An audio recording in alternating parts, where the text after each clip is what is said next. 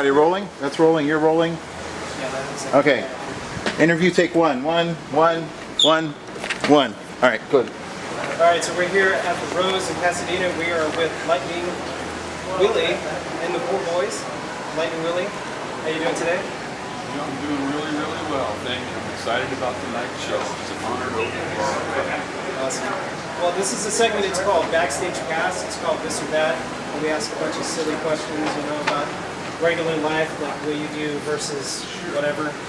Okay. And one of the first questions we have is, if you had the chance to perform with any artist, who would you pick, B.B. King or Muddy Waters? Muddy Waters. Nice.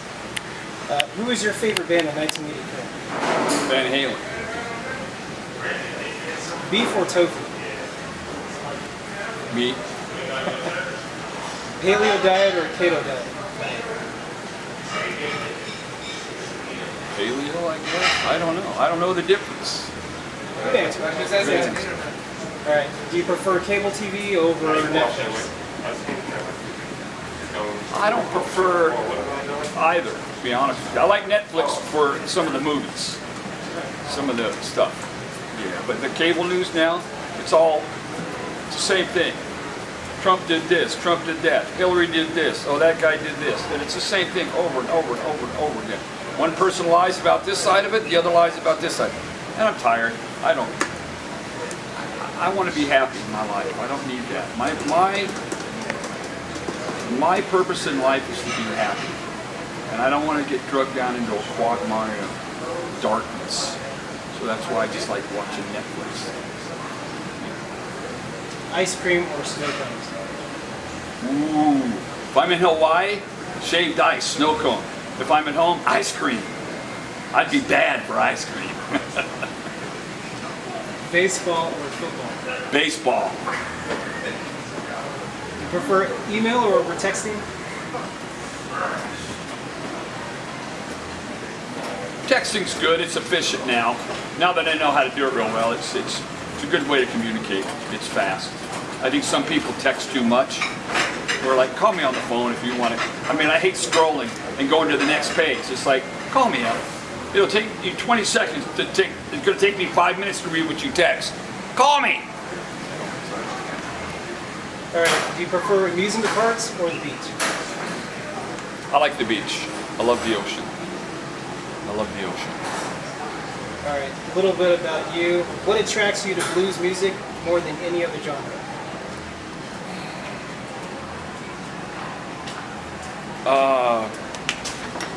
When I was in my teens, my stepdad turned me on to a lot of blues stuff, and I lived overseas because he worked for the Army, and he had friends, and there was a master sergeant by the name, his last name was Jones, I believe, I don't remember now, but he gave me a reel-to-reel tape of all these blues guys, because we'd go to their house for barbecues. They played all this cool music, and I'm going, who's that, because it just hit me. Then of course the other band that I really, really loved was Eric Burden, the Animals, because they were so simple, and I liked the early Stone stuff. The Beatles I liked, but I didn't like them because my sister was totally in love with them, so I had to be the Antichrist when it came to that, so. But my stepdad turned me on a lot of stuff. My mother listened to a lot of cool stuff, Sarah Vaughan, Ellington. She liked B.B. King a lot, so that's kind of, and it moves me. I mean, I'm as excited today, right now, as I was when I was maybe 15, listening to Howlin' Wolf or an early Rolling Stones album or The Animals or Muddy Waters. It just never, the enthusiasm has never waned for me. And it seems like every day, like today, I'm getting to play a bit on a show with Robert Craig, who I've really admired, so it's my passion. I love blues. I don't know why. I can't, it's just it for me. Do you have a philosophy when it comes to writing music? I want to write short songs that tell a story. I like songs to be like 2-3 minutes long, maybe 3.5. And just get in, tell a good story, and have a happy ending. Have a good little twist at the end. I'm not trying to save the world or change the climate. I just want to write a good song that everybody can relate to. something that everybody's experienced. That's my philosophy.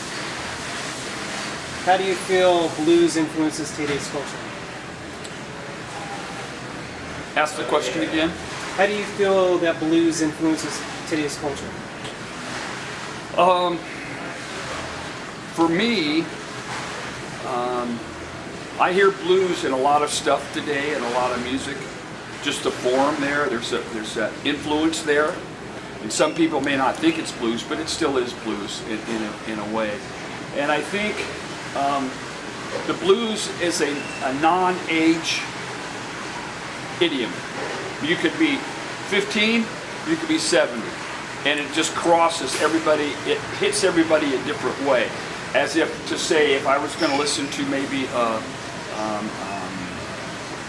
I don't want to, Beyonce or somebody like that, or a pop band, that's going to hit a significant audience, which will be for that generation, like from 12 to 18 or whatnot. Blues, I find, is a wider age group. And I think it's spreading out to the younger generations now, because I've had so many young kids come up to me and say, "You are so real when you play." And I go, "Oh, but I understand what they're saying, because a lot of the stuff that they listen to, it isn't real. It's fixed, it's drum machines, and so I think blues is good just for the soul. Makes you happy." All right, so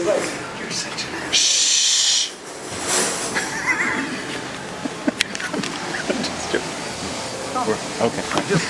final question for tonight. What part of tonight's performance are you most excited about? I think the most exciting song for me tonight will be "Locked in a Prison," because I'm gonna introduce some horns, which are actually on my new album, No Black, No White, Just Blues. But it's going to be exciting because that'll be the third song of the show, and I actually have some horn players, and it's going to be fun to play with horns. But always for me, the first song of the night is the one that that's where you get it. You either get it or you don't, and we're going to get it on that first song. So I'm excited about the first song, Can't Get That Stuff. I'm excited about the whole evening. All of them. The whole evening, Mickey. All right, keep rolling. What's the name of your show? Or were you done? It's where music meets the soul. Okay, so look in his camera. Yeah, go ahead, guys. Look in his camera, introduce yourself, and say you're listening to where at the Where music meets the soul. where are we?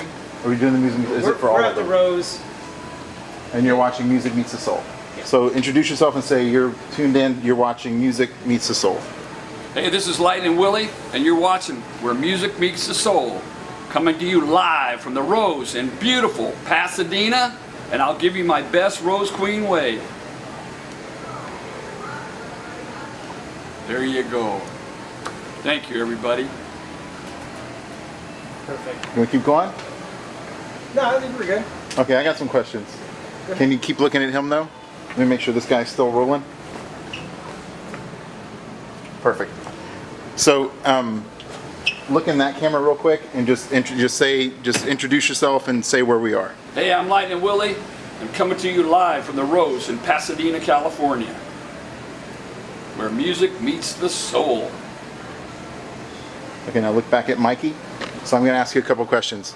So introduce yourself again at Mikey's microphone, Mikey's camera. Go ahead. This is Lightnin Willie, coming to you live from the Rose in Pasadena, California. So Willie, can you tell us some of the awards you've won? I've had a bunch of songs in soundtracks, movie soundtracks, TV shows. I won the Southern California Blues Challenge. I went to Memphis and participated in the International Blues Challenge. I won the Ventura County Blues Society's Blues Challenge. Went to Memphis again, and I was in the semifinals for the International Blues Challenge. I've got a top 10 award from BBC Radio in London for Best New Roots Album, and that was way back in the 90s. It's like 20 years ago. And it was presented to me by Mary Costello on Greater London Radio, BBC. Proud of that. Where does the inspiration come from? Some of your material. Just living, watching TV, getting one-liners from people, lines out of newspapers, magazines. You know, like Locked in a Prison. I got that out of a movie a long time ago. I don't remember the movie. It was an old movie made in the 30s or 40s, and the woman said, she said, "Oh, my heart's locked in a prison. Can't you see?" And I went, wow, that's a cool title. So I just wrote it down. I write things down on little pieces of paper, and then I stash them in a little box, and then I go back and I find them, and then I expand on the ideas. So most of my songs are either real life stories or just one-liners that I pick up, or I might get a thought. I have a little recorder that I'll record stuff in as well. If I get an idea, I'll click it on and record it. I learned that from Lionel Richie. I took a songwriting class and he was there, and everybody said, "How do you do it?" He goes, "Well, I've got a little recorder. It's always with me." And he reached in his pocket and there it was. And if I get an idea, I'm like, yeah, that's cool. And you know, it's one of those little tips, but I've written a lot of songs with that little recorder. And I'd say like 2 or 3 on my new album, No Black, No White, Just Blues, on Little Dog Records. That was a plug. And some of the songs in there, I got the ideas from just that little recorder, just getting one-liners, and I just build on it. It's fun writing songs. I love writing songs.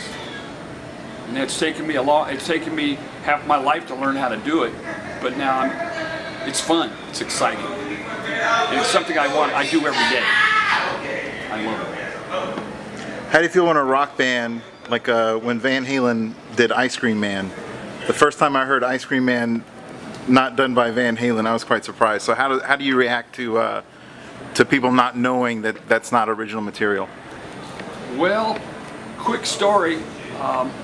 I knew the man that turned David Lee Roth onto that song. His name was Tommy Lake. He was from Pasadena, and he had a little ice cream truck, and he used to play that song on his ice cream truck that used to drive up and down the street selling ice creams and popsicles. And you know, one day David goes like, "Yeah, man, what's that song, Ice Cream Man?" You know, and then Tommy Lake turned David onto it, and it turned out to be. And I thought it was a great version, because I mean, I liked Van Halen. I think they're a really, really great band. Sure, they're not. And I'll tell you something. If you ever get a chance to hear 3 O'Clock Blues, which B.B. King did, obviously, and a bunch of other people. Louis Jordan did it as well. Van Halen did a great version of 3 O'Clock Blues, and Eddie played some stellar blues guitar. So if anybody doesn't think Eddie can play blues, you're an idiot. He's a phenomenal guitar player. And I have fun watching that band. They're happy, and they were fun for me. I just liked it. And they're from Pasadena. Great little band. Great. So I wasn't offended at all. I think if somebody takes something and they do it with respect and integrity, which I think Van Halen did, they just put their own spin on it. You know, they said, yeah, here's this song, but bam. And I think that's what you do.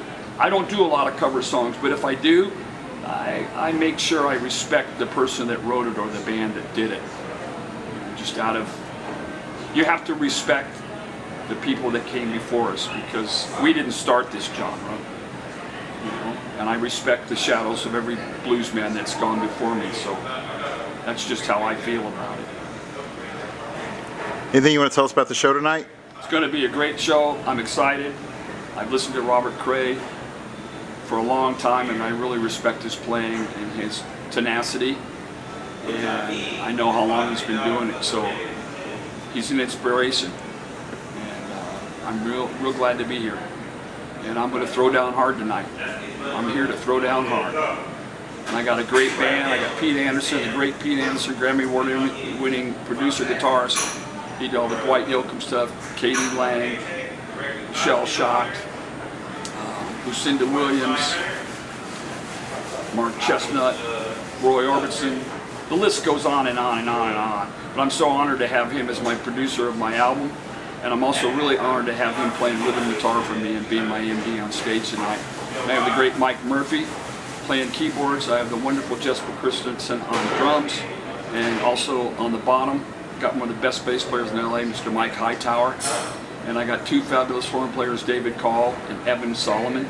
So tonight's going to be great. And I've got the best sound man I could ever work with, Kenny Hoffman, doing my sound. So I'm looking forward to a great show. It's going to be a great show.